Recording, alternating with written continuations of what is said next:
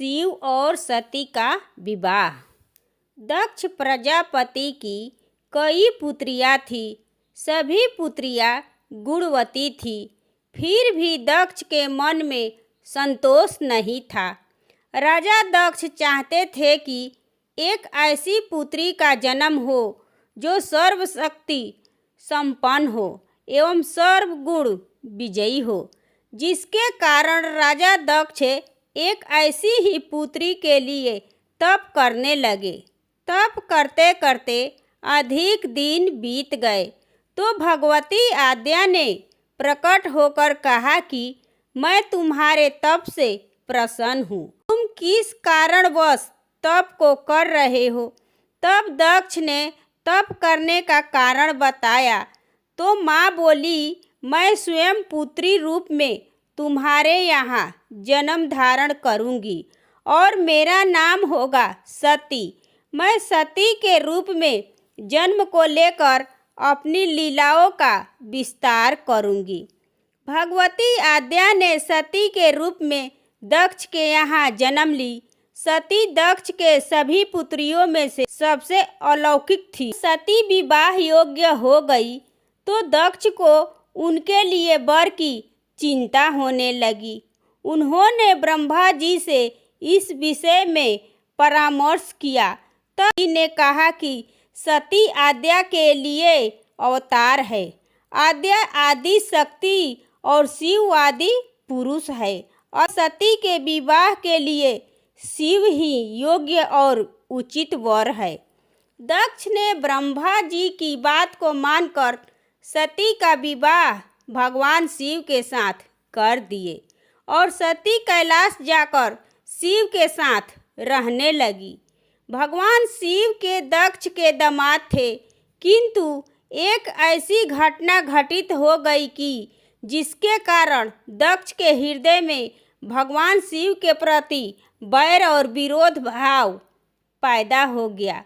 एक बार देवलोक में ब्रह्मा ने धर्म के निरूपण के लिए एक सभा का आयोजन किया था। सभी बड़े बड़े देवता सभा में एकत्र हो गए थे। भगवान शिव भी इस सभा में बैठे थे। सभा मंडल में दक्ष का आगमन हुआ। दक्ष के आगमन पर सभी देवता उठकर खड़े हो गए, पर भगवान शिव ने खड़े नहीं हुए। उन्होंने दक्ष को प्रणाम भी नहीं किए। फलतः दक्ष ने अपमान का अनुभव किया। केवल यही नहीं, उनके हृदय में भगवान शिव के प्रति ईर्ष्या की आग जल उठी। वे उनसे बदला लेने के लिए समय और अवसर की प्रतीक्षा करने लगे। एक बार सती और शिव कैलाश पर्वत पर बैठे थे, बातचीत कर रहे थे। तब उसी समय आकाश मार्ग से कई विमान जाते हुए दिखाई दिए। तब सती ने उन विमानों को देखकर भगवान शिव से पूछी कि स्वामी, ये सभी विमान किसके हैं और कहाँ जा रहा है? तब भगवान शंकर ने उत्तर दिए कि ये आपके पिता ने यज्ञ का आयोजन रखे हैं। समस्त देवता और देवांगनाएं इन विमानों में बैठकर उसी यज्ञ में सम्मिलित होने के लिए जा रहे हैं। फिर इस पर सती ने दूसरा प्रश्न की, क्या मेरे पिता ने आपको यज्ञ में सम्मिलित होने के लिए नहीं बुलाए? तब भगवान शंकर ने उत्तर दिए कि आपके पिता मुझसे बैर रखते हैं, फिर वे मुझे क्यों बुलाएंगे? तब सती मन ही मन सोचने लगी कि यज्ञ के इस अवसर पर अवश्य ही मेरी सभी बहनें आएगी और उनसे मिले हुए बहुत दिन हो गए। यदि आपकी अनुमति हो तो मैं भी अपने पिता के घर जाना चाहती हूँ। यज्ञ में सम्मिलित भी हो जाऊंगी और अपने बहनों से मिलने का अवसर भी मिलेगा। तब भगवान शिव ने उत्तर दिए कि इस समय वहाँ जाना उचित नहीं होगा, क्योंकि आपके पिता मुझसे जलते हैं। हो सकता है कि वे आपका भी अपमान करें। बिना बुलाए किसी के घर जाना उचित नहीं होता है। इस पर सती ने प्रश्न की, ऐसा क्यों? तब भगवान शिव ने उत्तर दिए कि विवाहिता लड़की को बिना बुलाए पिता के घर नहीं जाना चाहिए, क्योंकि विवाह हो जाने पर लड़की अपने पति की हो जाती है और पिता के घर से उसका संबंध टूट जाता है।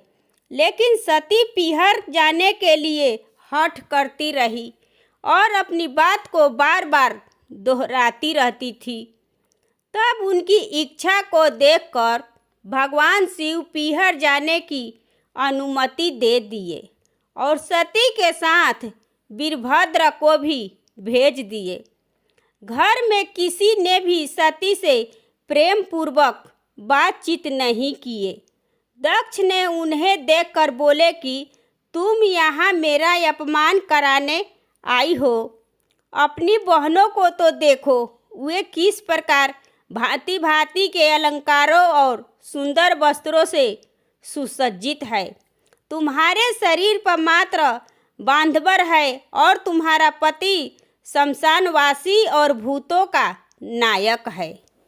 वह तुम्हें बांधवर छोड़कर और पहना ही क्या सकता है। दक्ष के कथन से सती के हृदय में पश्चाताप का सागर उमड़ पड़ा। वे सोचने लगी, उन्होंने यहाँ आकर अच्छा नहीं किया। भगवान ठीक ही कह रहे थे कि बिना बुलाए पिता के घर भी नहीं जाना चाहिए, पर अब मैं क्या कर सकती। अब तो आ गई हूँ। पिता के कटु और अपमानजनक शब्द को सुनकर सती मौन रही। वे उस यज्ञ मंडल में गई। वहाँ सभी देवता और ऋषि मुनि बैठे थे तथा यज्ञ कुंड में धूं धूं करती जलती हुई अग्नि में आहुतियाँ डाली। सती ने तो यज्ञ मंडल में सभी देवताओं को भाग तो देखे, किंतु भगवान शिव का भाग नहीं देखे। वे भगवान शिव का भाग न देखकर अपने पिता से बोली कि पितृश्रेष्ठ, यज्ञ में तो सबके भाग दिखाई पड़ रहे हैं, किंतु कैलाशपति का भाग नहीं है। आपने उनका भाग क्यों नहीं रखा? दक्ष ने गर्व से उत्तर दिया कि तुम्हारे पति शिव के देवता नहीं समझते। वो तो भूतों का स्वामी, नग्न रहने वाला और हड्डियों की माला धारण करने वाला है। वह देवताओं की पंक्ति में बैठने योग्य नहीं है। उसे कौन भाग देगा? सती के नेत्र लाल हो उठे, उनकी भौहें कुटिल हो गई और उनका मुखमंडल प्रलय के सूरज की भांति तेजोदीप्त हो उठा। तब सती ने बोली कि मेरा वो पति है। नारी के लिए उसका पति ही स्वर्ग होता है। जो नारी अपने पति के लिए अपमानजनक शब्दों को सुनती है, उसे नरक में जाना पड़ता है। पृथ्वी सुनो, आकाश सुनो और देवताओं तुम भी सुनो। मेरे पिता ने मेरे पति को अपमान किए हैं। मैं अब एक क्षण भी जीवित नहीं रहना चाहती हूँ। तब सती अपने कथन को समाप्त करती हुई यज्ञ के कुंड में कूद पड़ी और जलती हुई आहुतियों के साथ उनका शरीर भी जलने लगा और यज्ञ मंडल में खलबली मच गई, हाहाकार मच गया। देवता उठकर खड़े हो गए। वीरभद्र क्रोध से कांप उठे, उछल उछल कर यज्ञ का विध्वंस करने लगे। यज्ञ मंडल में भगदड़ मच गई। वीरभद्र ने दक्ष का मस्तक काटकर फेंक दिए। सती के जले हुए शरीर को देखकर भगवान शिव ने अपने आप को भूल गए। सती के प्रेम और उनकी भक्ति से शंकर व्याकुल हो गए। भगवान शिव ने सती के जले हुए शरीर को कंधों पर रख लिया। शिव और सती की प्रेम को देखकर पृथ्वी रुक गई। जल का प्रभाव ठहर गया। सारी सृष्टि व्याकुल हो उठी और सती के सारे अंग कटकर गिर गए। वे ही के पीठ स्थान माने जाते हैं और आज भी उन स्थानों में सती का पूजन होता है और उपासना भी होती है। यह है भगवान शिव और सती के विवाह की कहानी। दोस्तों, ये कहानी आपको कैसी लगी कमेंट करें और मेरे चैनल को सब्सक्राइब एवं वीडियो को लाइक करें और ज़्यादा से ज़्यादा शेयर करें। धन्यवाद।